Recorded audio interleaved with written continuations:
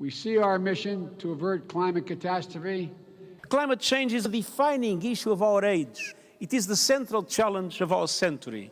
It's being caused by humans, but it's certainly not the end of the world. Those disasters that everybody talks about are actually going down. This is from the only source of global disaster information in the world. It's MDAT data center in Belgium, and it shows that the number of global weather and climate disasters since the beginning of the century has gone down. How could that possibly be the case? All we've heard is the opposite. We are seeing extreme weather events. Disasters are measured as two things: deaths and costs.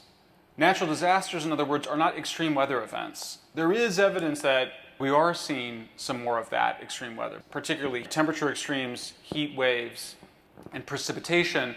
But the disaster is when it kills somebody and causes economic damage, and those costs are going down. Why?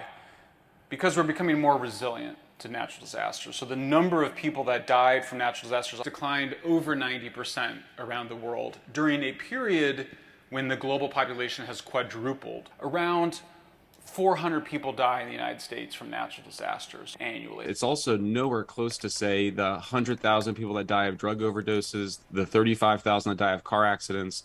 And in terms of migration, Syria, there's been a lot of exaggerated claims. Meanwhile, the Niger River in West Africa, swollen because of more intense rainfall, is wreaking havoc on fishing and farming communities. In Nigeria, flooding has recently killed 600 people. The climate crisis is about human security, economic security, environmental security, national security, and the very life of the planet. The science does not support the claims that the Syrian war or the Syrian refugees were caused by climate change. What explains then these floods that we're seeing? Basically, all of it can be explained by the fact that more people are living in areas where there's flood. So as cities grow, more people are living near flood zones. Floods in Pakistan and the damage and deaths from floods in Pakistan are actually also declining. You have to remember, flood control can prevent floods. That's why we have these beautiful flood management systems. So we're not doomed because of greater precipitation to greater flooding. What about the costs? If you don't account for more wealth in harm's way, then it looks like the cost of natural disasters has gone up. But that's because if you go to Miami Beach today, as opposed to 100 years ago, there's just a lot more buildings and wealth there. So when a hurricane rips through, there is more economic damage. What about food? Here in Africa, home to many nations considered most vulnerable to climate change, food insecurity.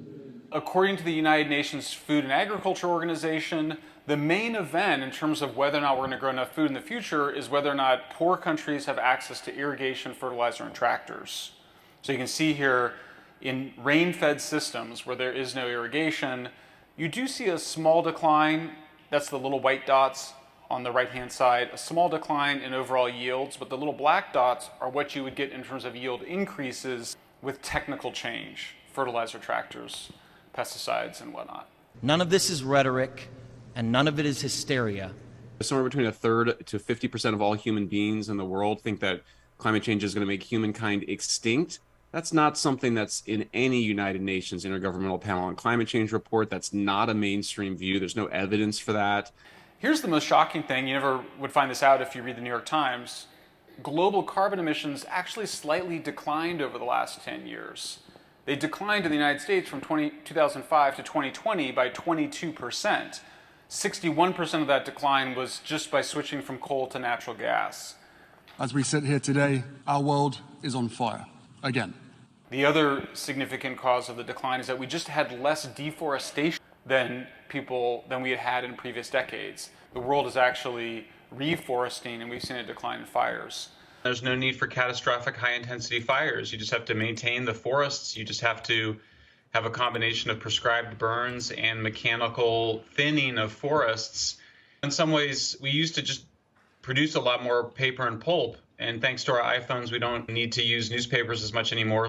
We don't have as much of that, but we have to maintain those forests, and it's expensive. It requires a lot of people's efforts. And when we've had this incredible heavy focus on climate change to the exclusion of doing things like maintaining our forests, which the governor actually cut the budget for, you end up with these catastrophic fires. So it's just a straight up management issue. These issues, this is not like going to Mars or something. Yeah. This is just maintaining your civilization. What about renewables? I called for coalitions of support for high-emitting emerging economies to accelerate the transition from coal towards renewables. Wealthier countries and international financial institutions provide financial and technical assistance to help emerging economies speed their own renewable energy transition. The good news is that renewable energy is not only achievable, but good economic policy. We've been in a huge renewables experiment around the world, particularly here in California, but also in places like Germany, and it's now clear that they just can't power our high energy civilization.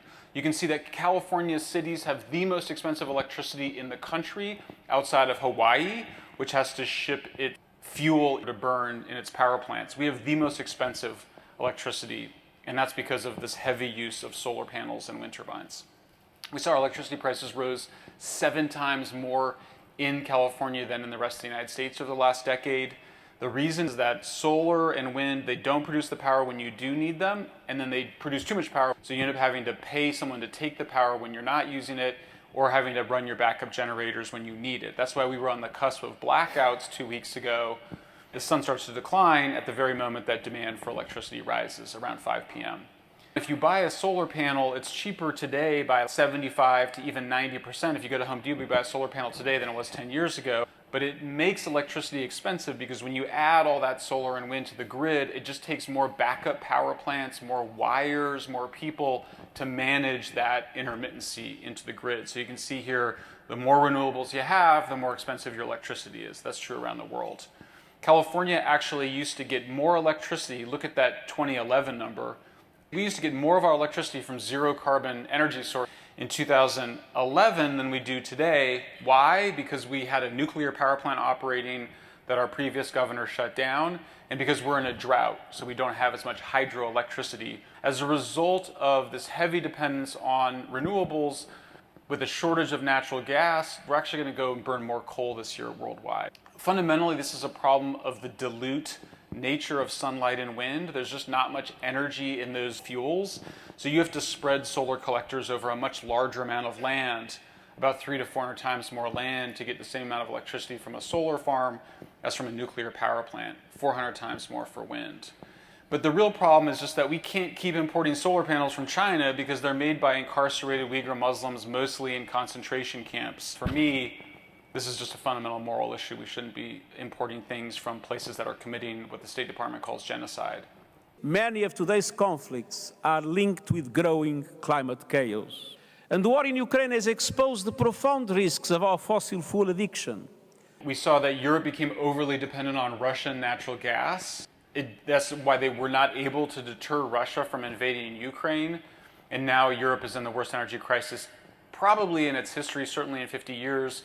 Germany is rapidly deindustrializing. Fertilizer production has declined 70%. Steel manufacturing declined about 50%.